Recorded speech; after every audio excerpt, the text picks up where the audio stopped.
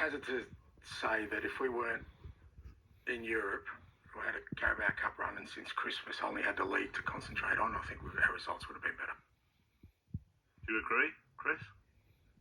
I mean, plenty of other teams have. I mean, Newcastle have won the Carabao Cup and seem to be doing all right in the league. Other teams have won the Europa League and had good Premier League seasons. Yeah, I mean, look, the X-ray. I don't think that's an excuse. I think Ange Postecoglou knows that. I think that. Why has he said it? I think with sort of every week which goes on, you can imagine Amorim and Postecoglou, every press conference they go into, they know they're going to get grilled and drilled with every passing week, every poor result, and I think he was, he's very spiky. He's very defensive. You can't, with the expectations which are at Tottenham. What he achieved last season, they should have done much better than they have done. There aren't any excuses, which is why both are just clinging on to this Europa League. And if Postecoglou wins it, then the perception will change of him. What is going to be fascinating? Well, if you follow his train of thought, if they win the Europa League and go into the Champions League, they're going to have the same season in the Premier League next season. Yeah, well, yeah. Well, if I follow his argument, yeah. Well, I'm not. Yeah, he's. I think he's just throwing things out there, isn't he? He sort of is basically stumped in terms of where he can go and what he can say. They're just desperate to get this Europa League final round, and if he wins it, then he can bang that trophy down and say, "Well, I've won a trophy. Tottenham don't win many trophies.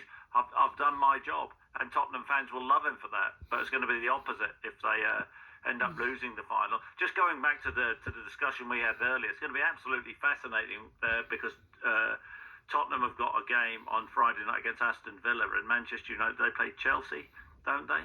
Yeah. And that's their last game before the final. It'll be absolutely fascinating to see what their starting lineups are on Friday night.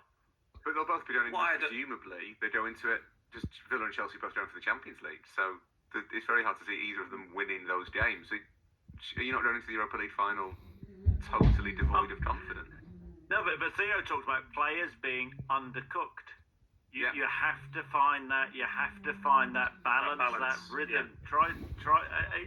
I think it's really difficult. But then their mindset will be, well, what if Van de Ven tweaks his hamstring? But then Van de Ven, when he goes into the final, might just be off it. I think the Europa League final is going to be the game of the season. It's going to be the Marvin Hagler against Sugar Ray Leonard of bald men fighting over a comb. It's going to be just fantastic entertainment. These two teams who've got literally the entire, not just their seasons, but kind of their managers' jobs rest on this one game. No, Ruben Amorim doesn't rest on this game. Not immediately. I think that makes sense. The Postecoglou, if he doesn't win it, I think that's definitely him gone. I think even if he does win it, I think there's a very good chance he leaves. And I was going to ask Chris and Theo whether they think Amorim's kind of wide-eyed, radical honesty approach actually makes him more employable, more safe, more amenable than Postecoglou kind of staring at the ground and grumbling.